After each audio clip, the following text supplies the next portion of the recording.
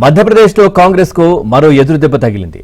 రాజ్యసభ ముగ్గురు బీజేపీ అభ్యర్థులు ఏకగ్రీవం ఎన్నికయ్యారు. ఇక మీనాక్షి నటరాజన్ నామినేషన్ తిరస్కరణతో బీజేపీ అభ్యర్థి ఏకగ్రీవమయ్యారు.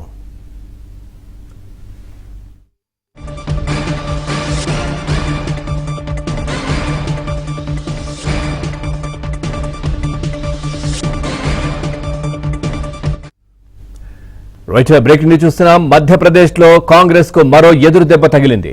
రాజ్యసభకు ముగ్గురు బీజేపీ అభ్యర్థులు ఏకగ్రీవంగా ఎన్నికయ్యారు. మీనాక్షి నటరాజన్ నామినేషన్ తిరస్కరణతో బీజేపీ అభ్యర్థి ఏకగ్రీవమయ్యారు.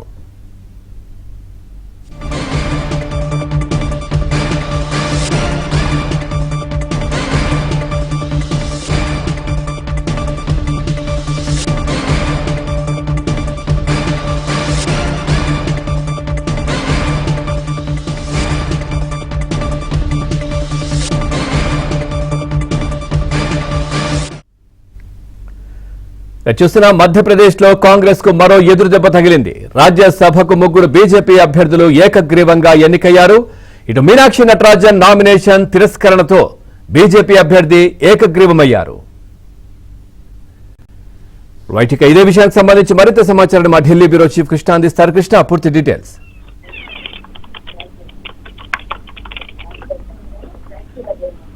శ్రీనివాస్, మధ్యప్రదేశ్ కు సంబంధించి ఏదైతే ముగ్గురు బీజేపీ అభ్యర్థులు ఉన్నారో ముగ్గురు బీజేపీ అభ్యర్థులు తరుణ్ చుగ్, అదేవిధంగా రజనీష్ అగర్వాల్, మహేష్ కేవట్, ఈ ముగ్గురు కూడా ఏకగ్రీవంగా ఎన్నికైనట్టుగా తెలుస్తుంది.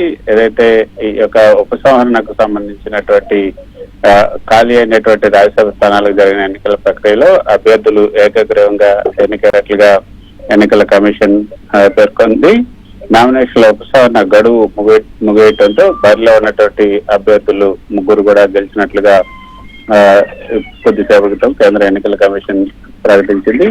మధ్యప్రదేశ్ లోని 3 రాజ్యసభ స్థానాలకు జరుగుతున్న ఎన్నికల్లో కాంగ్రెస్ అభ్యర్థిగా బరిలోకి దిగిన మాజీ ఎంపీ మీనాక్షి నటరాజన్ నామినేషన్ నాటకీయ పరిణామాల మధ్య తిరస్కరణకు గురైంది. దీంతో పోటీలో మిగిలిన ముగ్గురు బీజేపీ అభ్యర్థులు ఏకగ్రీవంగా ఎన్నికైనట్లు రిటర్నింగ్ అధికారి ప్రకటించారు.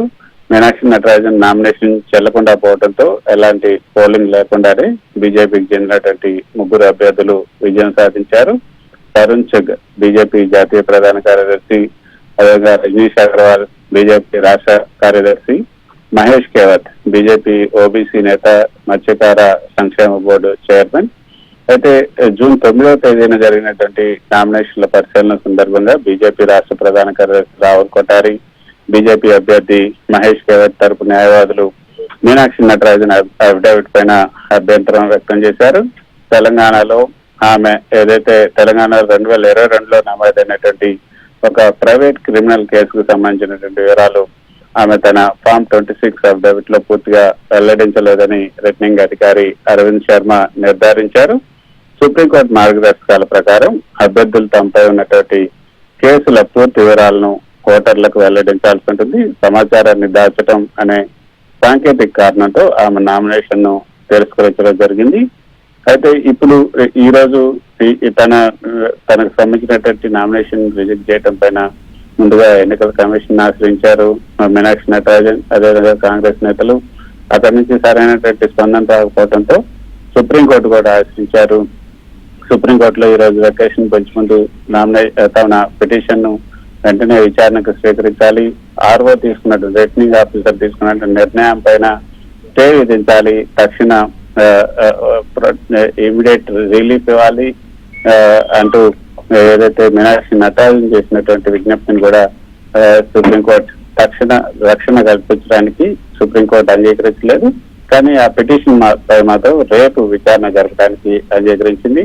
మరి ఈ రోజు ముగ్గురు అభ్యర్థులు ఏకగ్రీవమయ్యారంటూ ఈ రోజు అక్కడ రిటర్నింగ్ ఆఫీసర్ నిర్ణయం తీసుకోవడంతో మరి రేపు సుప్రీంకోర్టులో ఎన్నికల కమిషన్ ఏం చెప్తుంది, దేని ఆధారంగా మీనాక్షి నటరాజన్ నామినేషన్ తిరస్కరించడం జరిగింది అన్న విషయాల్ని సుప్రీంకోర్టులో చెప్తుంది. మరి సుప్రీంకోర్టు ఏ నిర్ణయం తీసుకుంటుంది అన్న దాని మీద అయితే సర్వత్రా ఉత్కంఠ నెలకొందని చెప్పొచ్చు. Srinivas. Right, thank you Krishna, thanks for the updates. వ్యవహారంలో కూడా నేను పూర్తిగా వివరణ ఇచ్చాను. ఏ రకమైనటువంటి కేసు అది. అసలు తెలంగాణ రాష్ట్రంలో ఎక్కడ కూడా మీనాక్షి నటరాజన్ మీద కేసు లేదు. ఒక ప్రైవేట్ వ్యక్తి ఇచ్చిన కంప్లైంట్ మీదనే ఒక నోటీసు రావడం జరిగింది. నోటీసు విషయాల్ని మెన్షన్ చేయాలని కూడా నామినేషన్ పత్రంలో ఎక్కడ లేదు.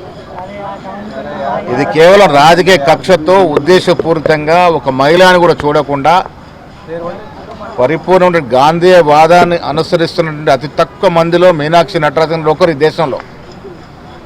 అలాంటి విషయాలు కూడా పట్టించుకోకుండా ఒక మహిళని ఈ రకంగా రాజకీయ కక్షతో వారి నామినేషన్ని తిరస్కరించినారో ఇది ప్రజాస్వామ్యాన్ని గొడ్డలపేటు. ఇది దేశ చరిత్రలో ఎప్పుడు కూడా ఈ రకంగా జరగలే. అకారణంగా మీనాక్షి నటరాజన్ గారిని నామినేషన్ తిరస్కరించినారు.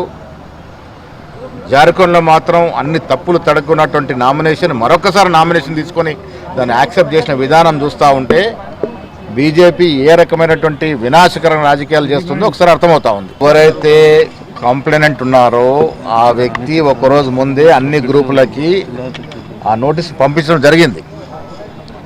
అది ఒకరోజు ముందే బహిర్గతమైంది. ఇంకా దాంట్లో సీక్రెట్స్ ఏమైనా ఇంకో ఇవ్వాల్సిన అవసరం లేదు.